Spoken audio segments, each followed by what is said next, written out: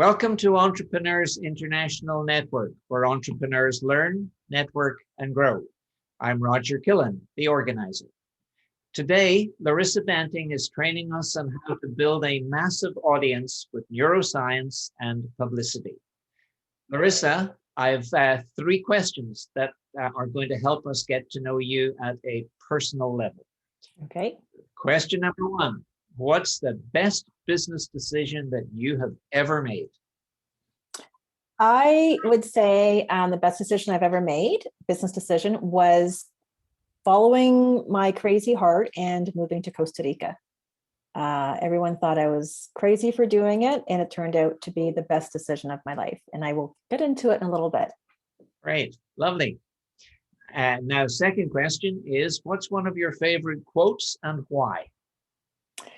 One of my grade 12 English teacher, if ifs and buts were candies and nuts, every day would be Christmas. I have never heard that. Now, why is that one of your favorite quotes? Because most people have never heard it. And I think it just puts a lot of things in perspective. You know, like there's people who are always like, oh, but if only, or but if I had, and it's like, just don't even go there.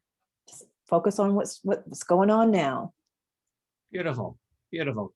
Your way of saying, let's live in the now. Exactly. Don't look in the rearview mirror because there's nothing, you're not going there. Great. Now, the third question is, what's one of your special talents? You may not know this, Roger, but I actually was a professional dancer before I became a publicist. I didn't know that. Mm-hmm. Yeah. What kind of dancing? Oh my gosh. I did my first, my mother was a Ukrainian dancer. So I started Ukrainian dancing at the age of 3, doing my first solo when I was 4, and then into ballet, and then, jazz, tap. Then I went to university at York University, and I was a dance major, so contemporary and ballet. And then when I graduated, I was in the National Folk Ensemble of Canada. We did folk dance from 15 different countries. And then I was in the Ukrainian Shumka Dancers, largest Ukrainian dance company outside of Ukraine. So Wayne, you've probably heard of Shumka. Beautiful. And did competitive Irish dancing too. Good, lovely, lovely. Never knew that, you're right. Now, participants, would you please type any questions that arise during Larissa's talk? Would you type them into the chat? And about every 10 minutes or so, I'll batch them and pose them to Larissa. You're going to be sent a link to the recording of Larissa's workshop in a few hours. But nevertheless, I encourage you to take notes, because the very act of taking notes is going to increase what you absorb by as much as 30%. Larissa, are you ready to knock our socks off? Yeah, hold on to your shoes, because here we come. The stage is yours. Take it away. I'll take over the admit function. Perfect. I'm just going to get right into it, because we've got so much goodness to get into. So let me just do my presentation. All right. All right. So this is entitled Build a Massive Audience with Neuroscience and Publicity Without Ads, Facebook Lives, or having to write a single post. So this isn't one of those boring webinars. It's a mini masterclass that will actually teach you something. And what we're going to be covering is, what is neuroscience, what publicity is, how to combine the two together, and how to reach an audience of over 1 million plus in a week. So as Roger said, I'm Larissa Banting. I'm a publicist, I'm a mom, and I'm an entrepreneur. So I've been doing PR since 1993. Some of the companies I've worked with include Bombay Sapphire Gin, and I am a gin aficionado, so that was a fun client to work for. Alberta Ballet, the City of St. Albert, Alberta Motion Picture Industries Association, CBC, and CTV. I'm also accredited with the Canadian Public Relations Society. So what that alphabet soup means is that I took a really hard course that I still kind of wake up in cold sweats thinking about.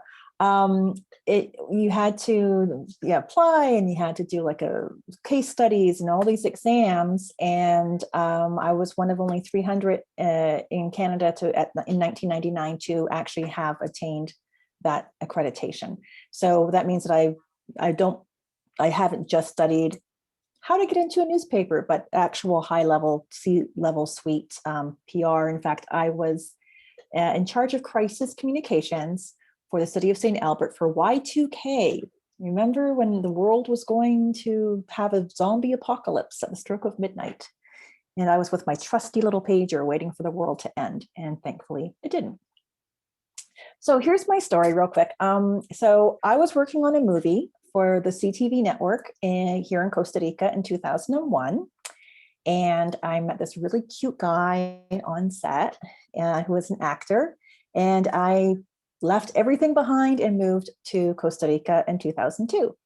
Problem was, back then, we didn't have a laptop lifestyle. Like, we were still on dial-up internet. So I couldn't do my job. I didn't speak Spanish at that point, couldn't service my clients up in Canada. So I had to pivot and I had to reinvent myself.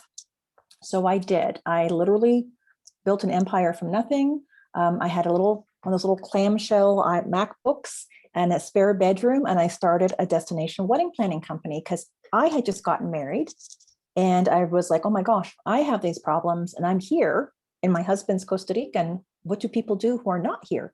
So I had one of the first destination wedding planning companies in Central America, and back then there were no Facebook ads, there was no social media, no way to go viral. So I didn't have the money for those glossy magazines to put an ad in.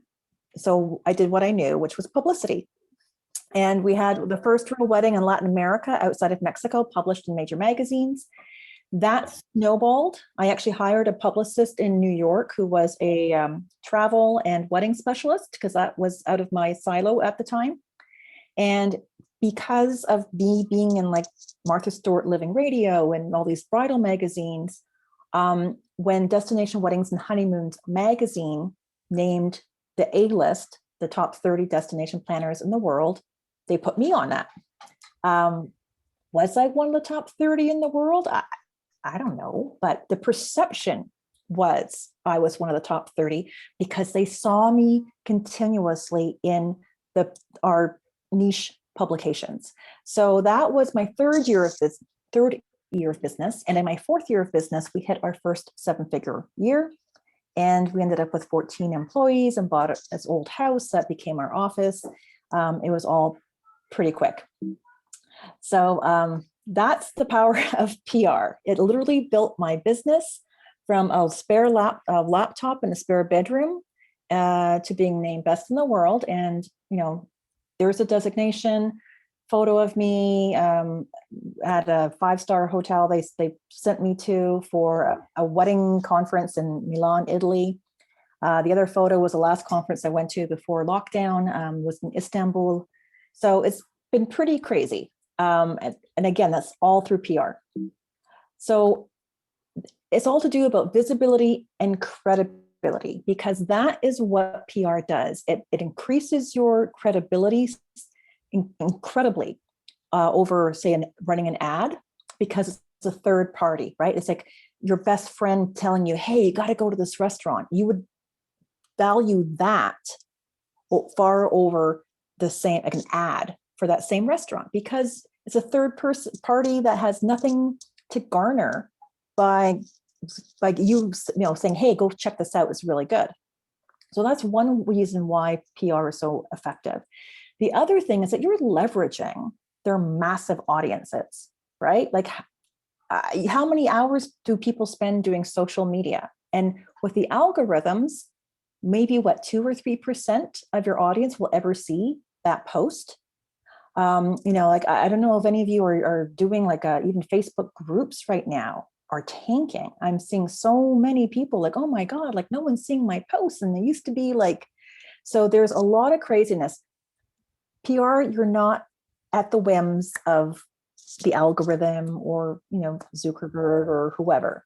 So this is why I am so passionate about it because I feel every entrepreneur needs to have this in their bailiwick. So before we get started, first thing I want to do is challenge any false beliefs that any of you have that you don't need PR or that you're not ready for publicity. All right. If you're feeling that way, oh, I'm not ready. That's for like someone like the Kardashians or someone who's like a 7-figure business. Stop right now. Okay. Because how did the Kardashians get to be the Kardashians? From PR. Think of anybody who is famous. How do they get famous? Through the media. So everyone starts out somewhere. And this is the beauty about the media, is that you don't have to wait. There's some marker that you hit, because there is no marker. You know, you might just be starting on your journey, or you might be 20 years down the road. It doesn't matter. There is a place for your story. There's someone out there right now that needs to hear your story. You know, it might be someone who is just starting out themselves. And if they see that I just started my business last year and I've already attained blah, that can give them the courage to continue. Or maybe you've been doing this for 10 years and you've like had to pivot, or you've had to overcome those challenges. That gives hope to someone else who's in the exact same shoes that you were in. So please, please, please believe you're worthy. If you are getting paid to do something for someone, that means you have an expertise. All right, you're already an expert. So, you know, you don't have to be the best person in the world at that particular skill to be worthy of being in the media. Every single one of you right now is worthy. All right. So kick that imposter syndrome to the curb. Doesn't belong here. I'm also going to include a number of corny jokes because that's how I roll. I'm going to show you the science of how authority building works. And then I'm going to make a little offer that's going to make this process a whole lot easier and faster, because we like easy and we like fast. Larissa, you're up for a couple of questions? Yes, bring them on. The first one is hugely broad. Give it a little while, but we don't have time. Here it is. How is living in Costa Rica in comparison to a typical North American city, especially around safety and health resources? And that comes from Ali. Okay, well, I tell you, it's pretty safe. I'll tell you a little secret. I don't lock my doors. I have 4 dogs, so I don't lock my doors. I mean, that's not there's a lot of petty theft that you have to be careful about. Like, I would never leave anything in my car or at the beach unattended. But people here are like tranquilo. Like our slogan is pura vida, which means pure life. People are not aggressive. They are not violent. We have really strict gun laws as well. So it's not like safety. As long as you're like keeping your eyes on your stuff, you're fine. As for, what was the other question? Sorry, it was safety and health. Oh, health. We actually have one of the biggest medical tourism industries in the world, because we have a public system and we have the private system. And all the doctors that work in the private system have to also work in the public system. But it's way cheaper than the US. And it's really fast. Like, I mean, I don't think we've ever been in the emergency waiting room for more than 30 minutes. And wow. It's for like minor stuff. That sure beats Vancouver these days. Yeah.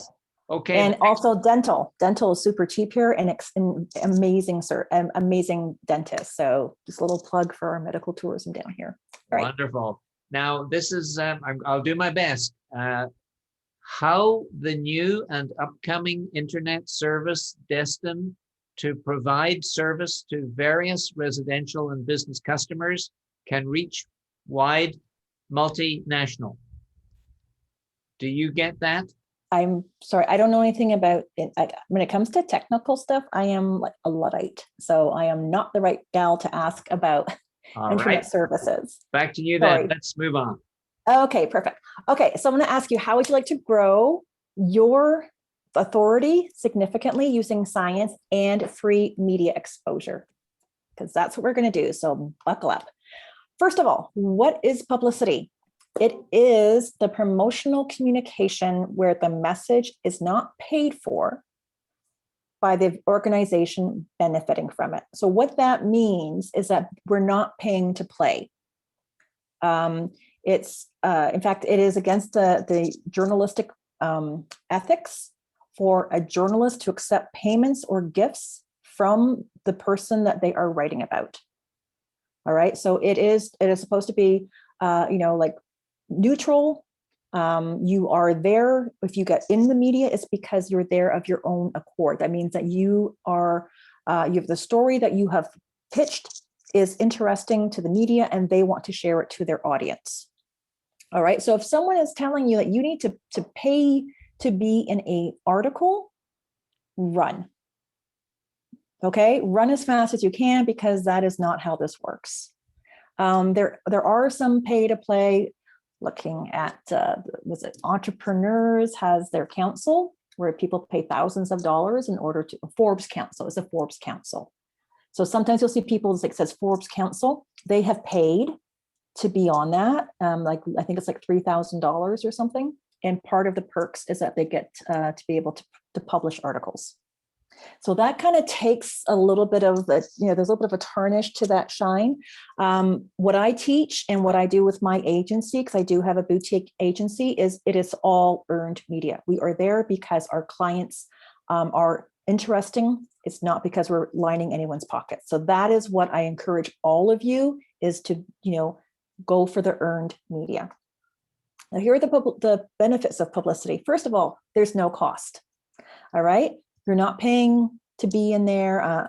If you hire a publicist, yes, there is a cost, but otherwise there's no fee. You're leveraging an already engaged large audience. Think about if you get an article into like the New York Times or into Forbes magazine or the Globe and Mail. You're literally hitting millions of people who are engaged. Right? It's not like a billboard or a Facebook ad that's just kind of on the scroll. Those are people who are, they meet a certain demographic. They are targeted, like that's their place to go and get their news. So that they are hungry for more information. Studies show that being in the media is 7 times more credible to the public than an ad. Right? Like think about how you operate. You see an ad, we're the best thing since sliced bread. You probably don't believe that they're the best thing since sliced bread. But if you saw an article in your daily newspaper and this journalist is saying, this is the best thing since sliced bread, you're going to believe that, right? Probably, because it's like, well, if they're saying they're the best thing, then it's got to be true. The other thing about publicity is it is evergreen.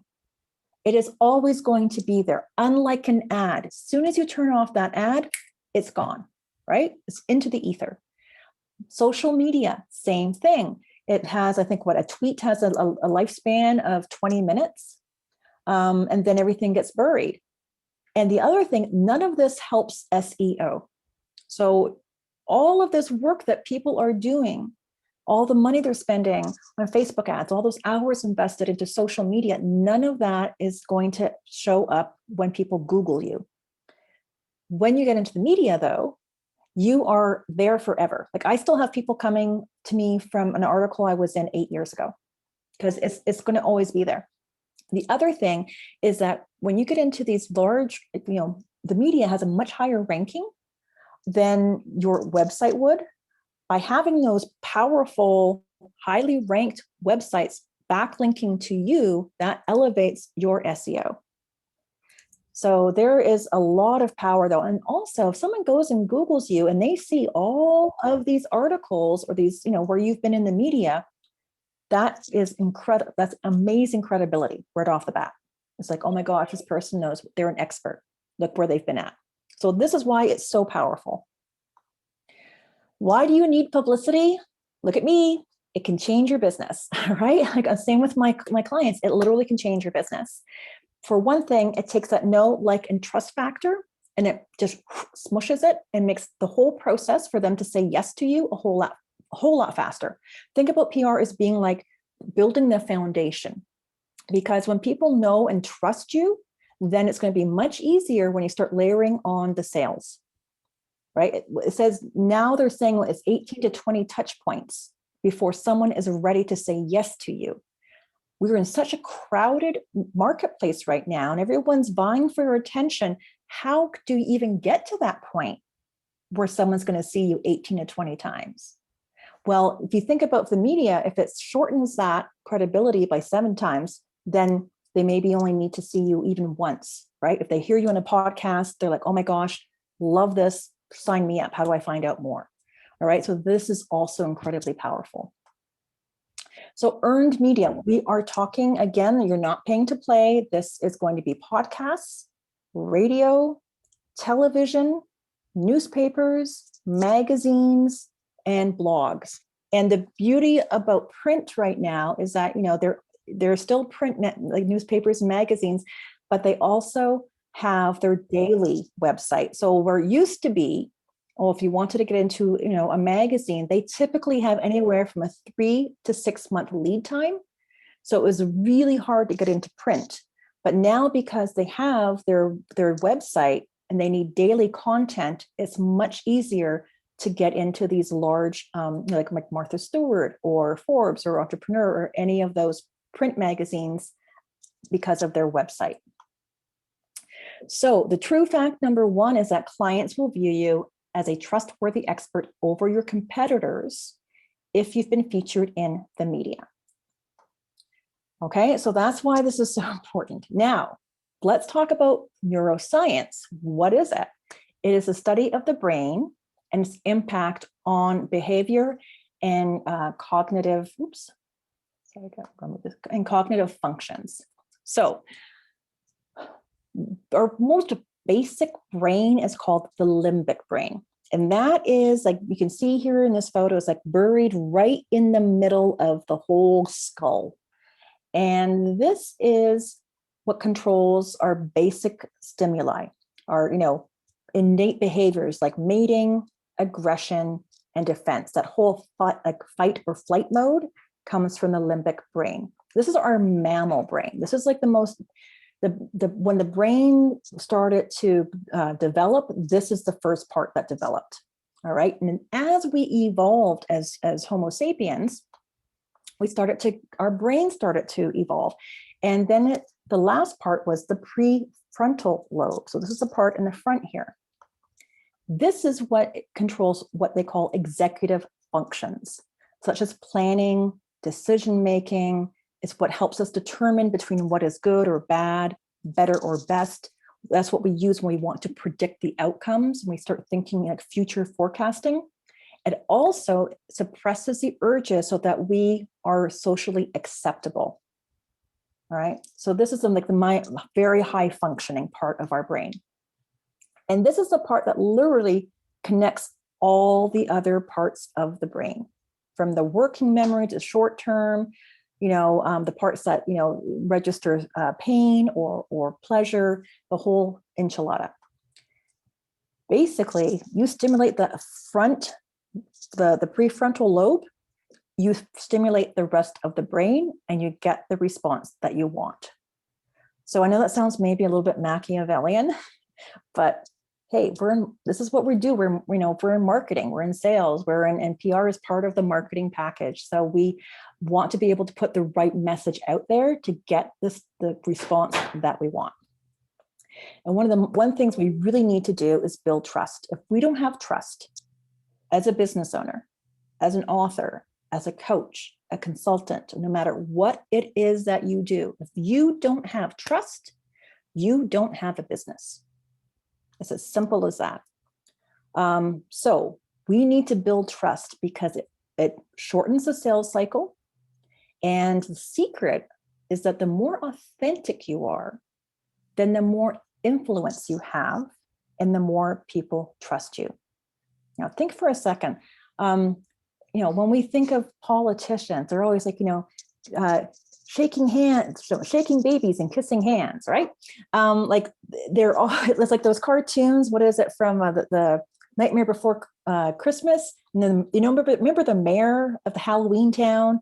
and he had like the happy face all the time, and then he'd have this sad face. Well, that's how most people view politicians. Do you trust a politician? No, because they're not authentic.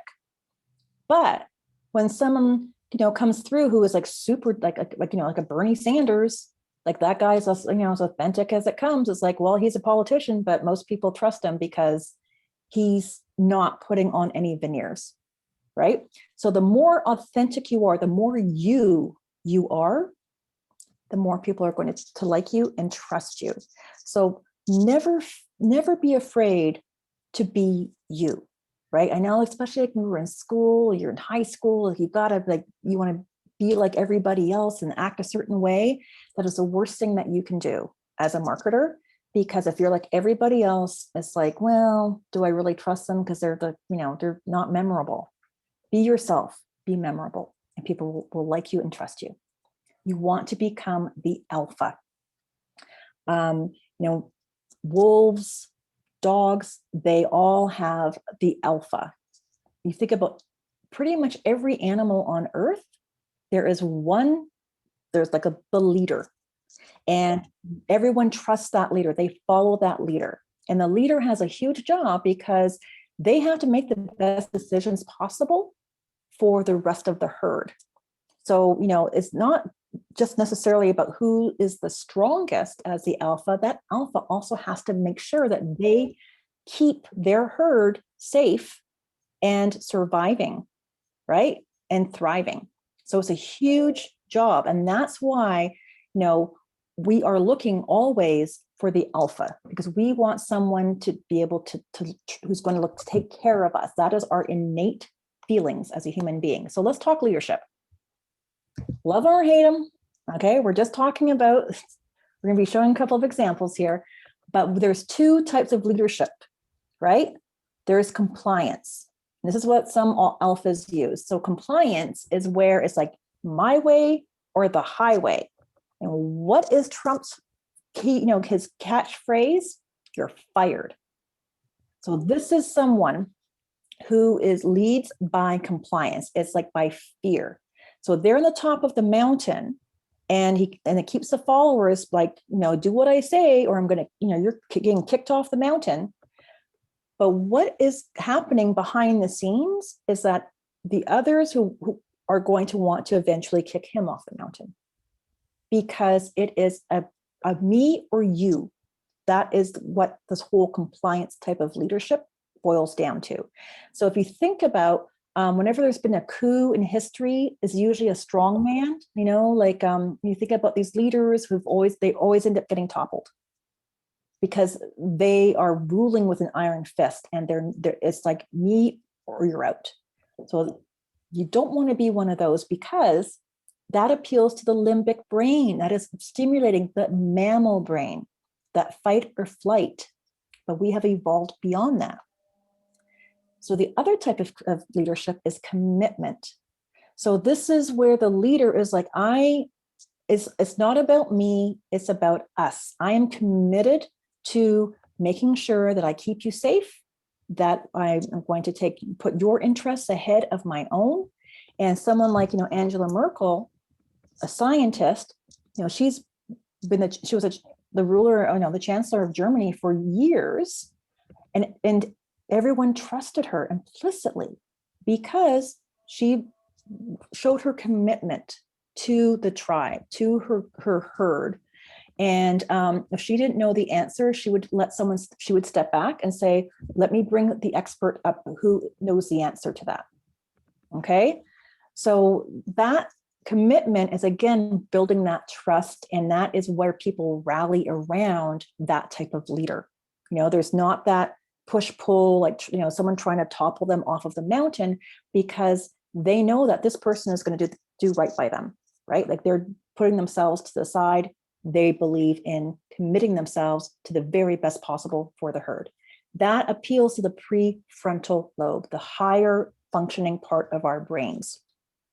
This is the type of people that the influencer that you want to be. So when we talk about leaders and alphas, and we put those two together, we see alpha influencers in society today.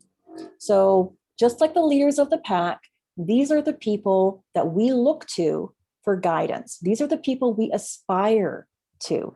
Look at some of the people we have right here. We've got, Elon Musk and Richard Branson, Marie Forleo and Oprah, Tony Robbins and Gary Vee.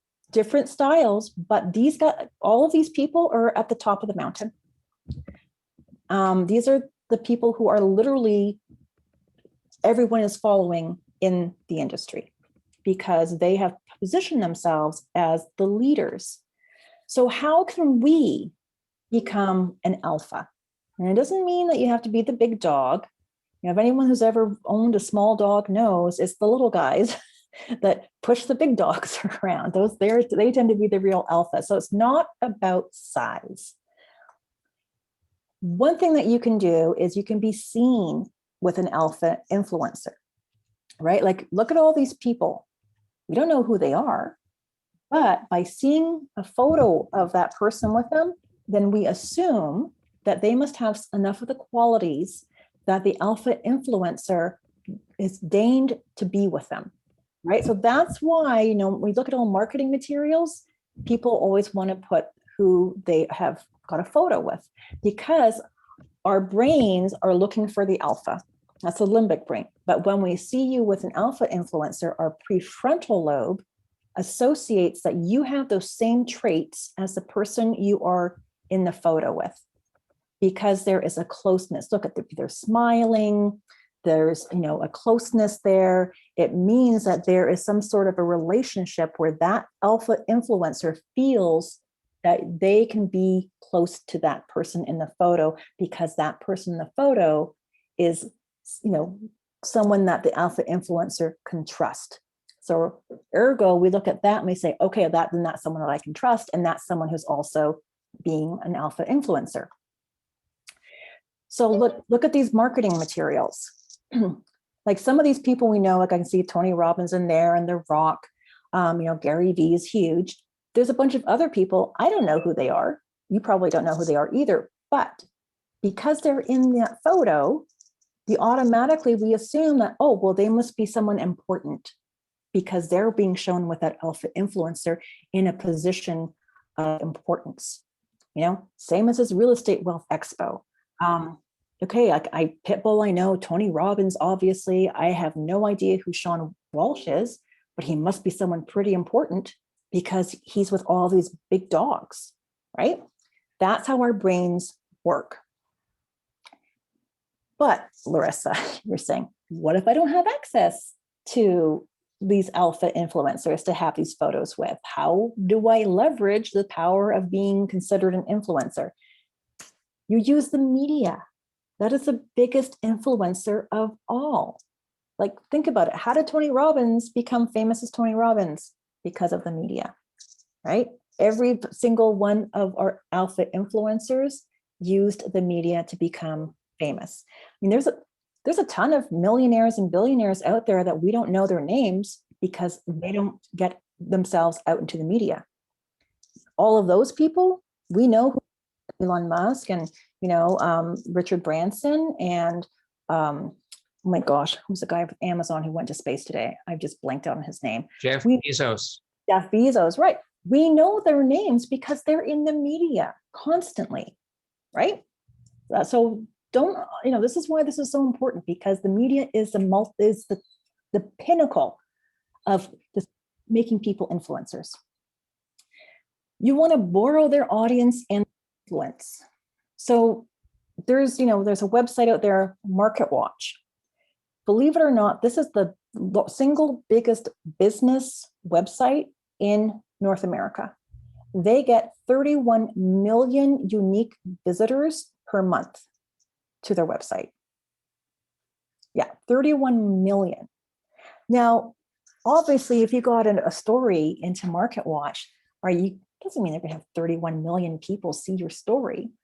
But even if you had, 0.1% of their viewers that month see your story, think about how much would you have to work on social media to get anywhere close to that? How much money would you have to spend on Facebook ads to get even a fraction of that. And then we start getting into, because we don't pay for media, but then the value of media. I was running through a program yesterday for one of my clients who we had an article in MarketWatch. That one article, to buy an ad the same size in MarketWatch would have a value of $291,000. And we got them that, an article in there for that size for free, which has 3 times the perceived value, right? So that one article is now worth, like $900,000. So that is the other power of the media, right? You're not paying for these ads, but they are in a position of very powerful spots. So let me ask you this, 2 coaches. They have the same credentials, they have the same work experience, they on paper, they look like they are going to give you the same experience. But who are you going to trust and who are you probably going to choose out of these 2? The one who has the media logos, right? Because this is saying this person's an expert.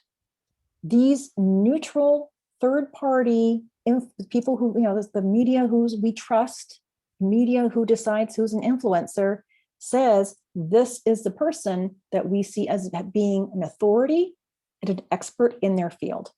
So automatically that is, our brains see that and it's like, oh, that's an alpha influencer. That's who I have to be part with. I have to be with them. Are you ready for a couple of questions? Sure. Okay, the first question is from Tony. How do you get an article written about you, bracket, or mentioned in an article on MarketWatch, ?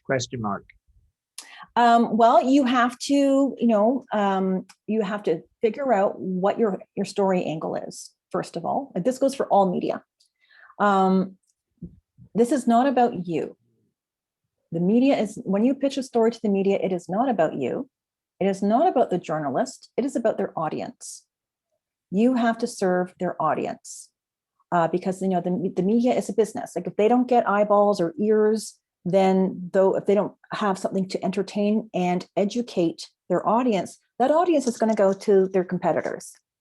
So that's why the media is always looking for the breaking stories, for interesting angles, because if they don't give out the fresh content, then they don't have a business. So when you come at it from this perspective, where you're like, hey, I understand your pain. I understand that you need to have constant, interesting information to give to your audience. And if you're a journalist, who's got time? You don't have, that's like trying to come up with a blog idea, research it, and write it every single day. Like, stick a fork in me, I'm done, right? Like, who wants to do that? But if you approach the journalist and like, hey, I know you got all this work you got to do, but let me make it simple for you. I have this story idea and, this is going to resonate with your audience. Here's a couple of ideas I have. And, I happen to be an expert. So you can interview me. I can give you all this information so you don't have to research and your audience is going to love it. What do you say? That is the secret to the media. You don't make it about you. No one cares about you. The media cares about how they can serve their audience. So think about it from that perspective. What information do you have that is going to be interesting, that's going to be newsworthy, that is going to make that audience, after they've listened to you or watched you or read your interview, they're going to walk away with a little bit of knowledge that is going to make their life just a little bit better. So when you approach the media from this angle, that's when the doors start to open.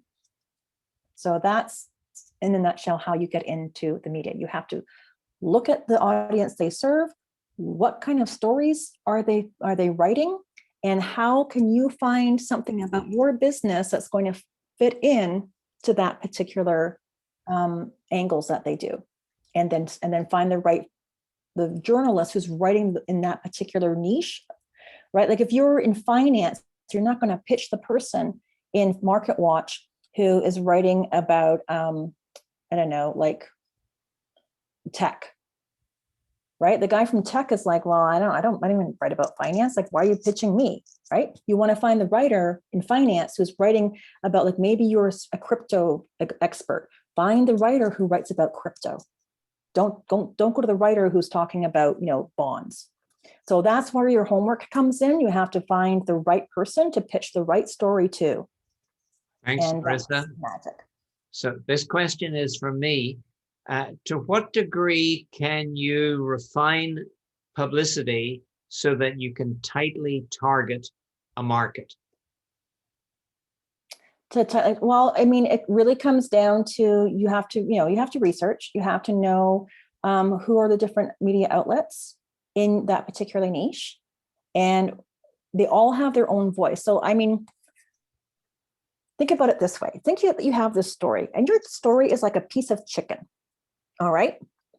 So that story angle, maybe you want to pitch the story to Cosmopolitan. It's a woman's story. Well, you're going to probably spice it up a little bit to be like a spicy chicken wing. You could take the same story idea and just change the angle a bit, pitch it to, let's say, Good Housekeeping. Well, that's probably going to be like a coq au vin, because they don't want the spicy chicken wing, because their audience does not like spicy chicken wings. Meanwhile, you wouldn't pitch the same story, exact same story angle to Cosmopolitan that you would to, Good Housekeeping, because it's a coq au vin, it's too mild. So think about the media, what their voice is, right? Like, they all have their own way of speaking to their audience. Like the New York Times, the way that they write and they approach their audience is very different than Vice, for example. They could be talking about the same story, the same theme, but they're going to be using two very different languages to reach their audience. So you have to think about, how can my voice resonate with that particular media outlet? Great. Thanks, Larissa. Question from Tamara. You may be getting to this, but do these writers get many pitches per day? If so, what are your recommendations for standing out and cutting through the noise? They get, on the average, a journalist gets 53 pitches per day. So what are your recommendations for standing out and cutting through the noise? Is to have a really good hook in your story pitch and in your subject line, for one thing. I recommend look at BuzzFeed. BuzzFeed does a fabulous job of creating hook-worthy subject titles. Because if you think about it, if you're a journalist and you've got like 53 emails coming into your inbox, you're scanning. And if there's something that is going to catch your attention, it's like, oh, I want to know more about that. Then they're going to take the time to open it. So that is the most important thing. You've got to get their attention with a great subject line. No more than 7 to 9 words maximum. Okay. And then you've got to just dial in your story, dial in that story hook, do your research. Let them know that you know who they are, you know what they write about. Like, the one thing that drives journalists crazy is when people do like a mail merge. And it's like, you can tell they're literally taking that story idea, it's like a pile of spaghetti, and they're throwing it against the wall, sending it to 100 different journalists, hoping that someone's going to say yes. Okay, that is lazy publicity, and it drives them crazy. And I'm really embarrassed by some of the pitches I see, because journalists are savage. They will tear a publicist apart on Twitter when they get a really bad pitch. And it's pretty funny, but it's also embarrassing to see how bad some of these professionals are with their pitches. So do your research. If you're gonna pitch Tom Smith from the New York Times, read his stuff, right? Make sure that you're actually taking time to read his stuff so that you're pitching him properly. And like, hey, Tom, I really enjoyed your last article you wrote about the drought in Cyprus. You brought some really interesting, positions up about how, Greece has blah, blah, blah. 2 sentences, just something as quick as that, shows you are paying attention. You are invested in their work. Think about yourself when you get a cold email and it's like, dear ma'am, sir, right? Delete. It's because they don't care about you. Why the hell should you care about them? So make it about the journalist first, right? You're paying attention, you're invested in them. Then let them know who, like, why they should care about you. Like, you want to show that you are an alpha, right? You're an influencer. You are an expert. Again, one sentence, sum it up. Why should they care? Your who, what, where, when, why. Then it's like, hey, I know I have this store, a couple of ideas I think would be of interest to your audience. Again, we're making it about the audience, not about you, not about them. And then give like 3 bullet points of some really interesting, juicy story ideas. Again, lots of white space. They're scanning. Last sentence. Do you think this would be of interest to your audience? Question mark. You've now created an open loop. The brain hates an open loop, right? That's why the cliffhangers on television, tune in next week to see what happens, right? It's because they're using psychology. They're tapping into our brains and using neuroscience to manipulate us, right? Tune in tomorrow because we've got an open loop and you want to close that open loop. So that's what we want to do with the journalist. And then you send it off. If you don't hear back in a week, just do a reply and, hey, I know your inbox is slammed. Just wanted to bump this up. And if there's a new little bit of information, like, oh, and plus this new study just came out that I think would be really helpful to my story ideas. Thanks. 80% of pitches happen with the follow-up. Thanks, Larissa. I've got 6 questions waiting for you in the wings, but I know you've got content. So why don't you carry on for another 10 minutes?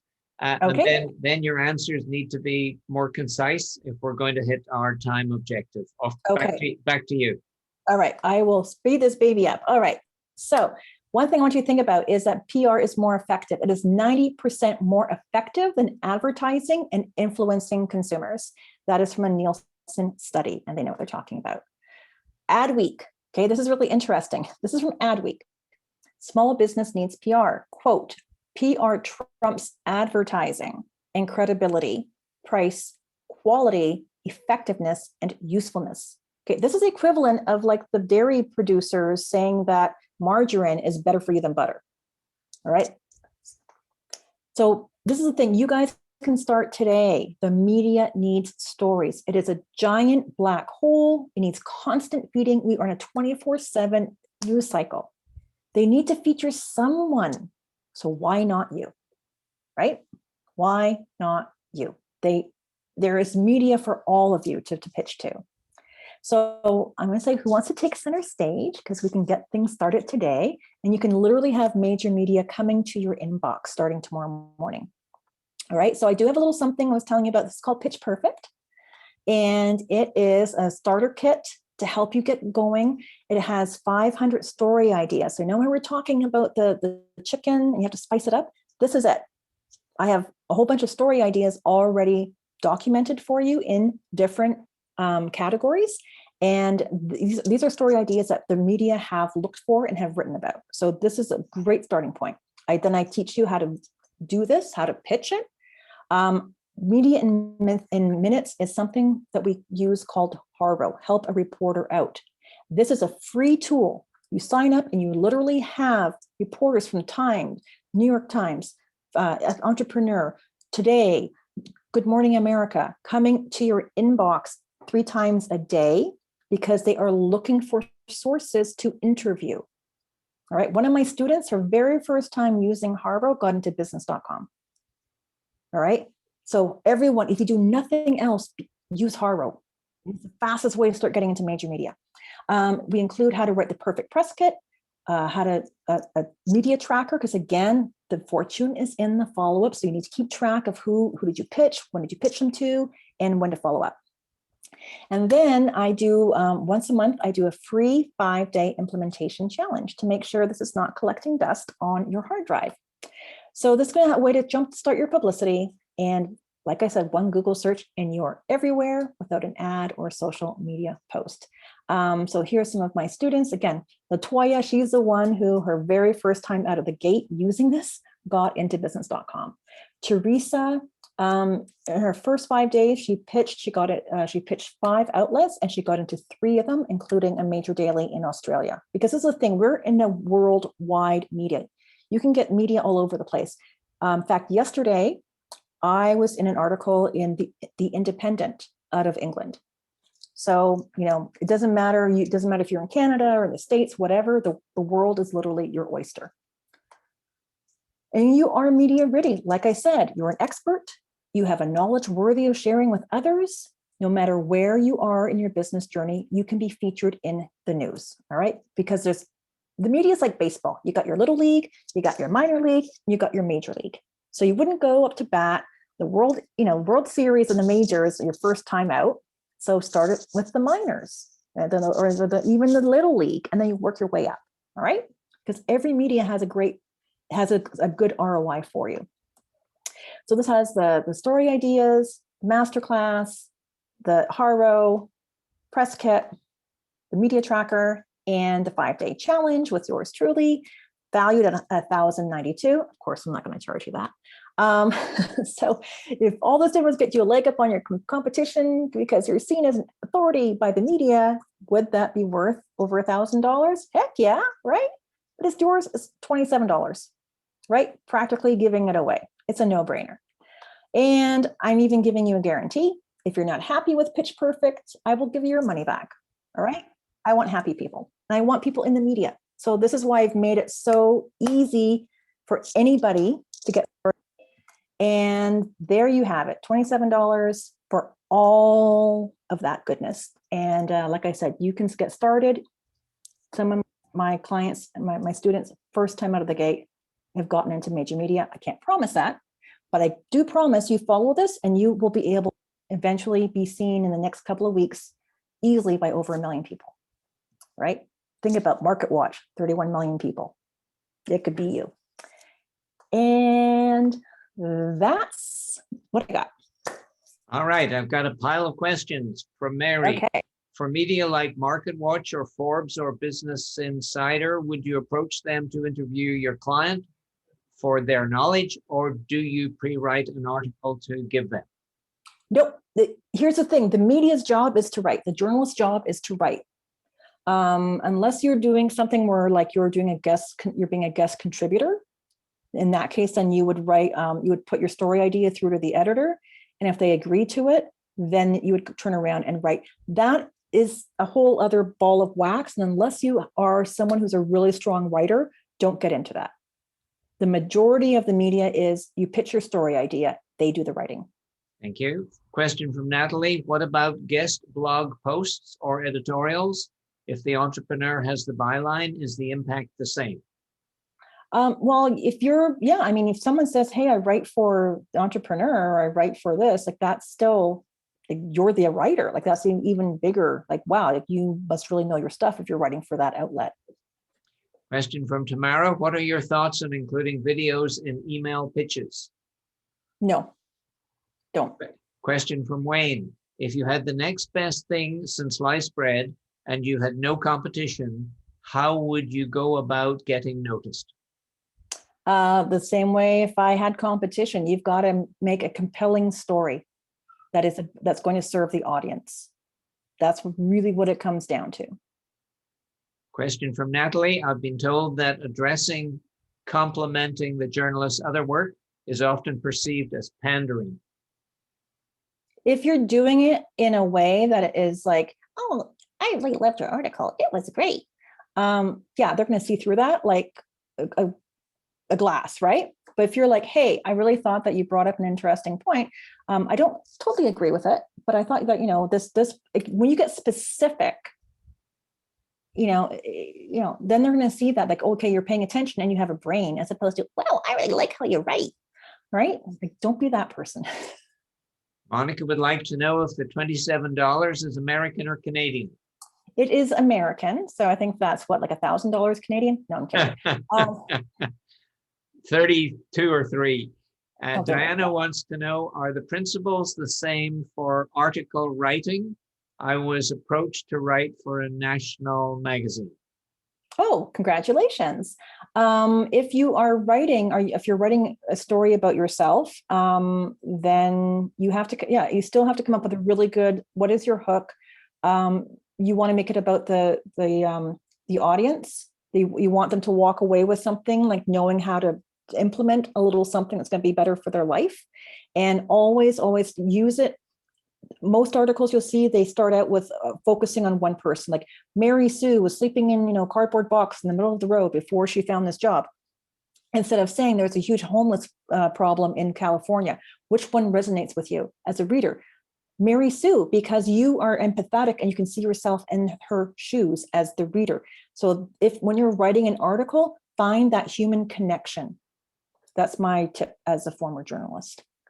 Thank you, Larissa. Question from Monica. Would you recommend having a personal website before pitching to the media? Let's say I write something for them and them or the audience try to find more about me, and there is only my LinkedIn profile. What are your thoughts? Thanks. Yeah, here's the thing. If you don't have, and the media is part of your audience building. If you don't have a way to capture that traffic, then you're really missing the boat. Like, I had a friend who got onto Good Morning America, and she did not have her website optimized.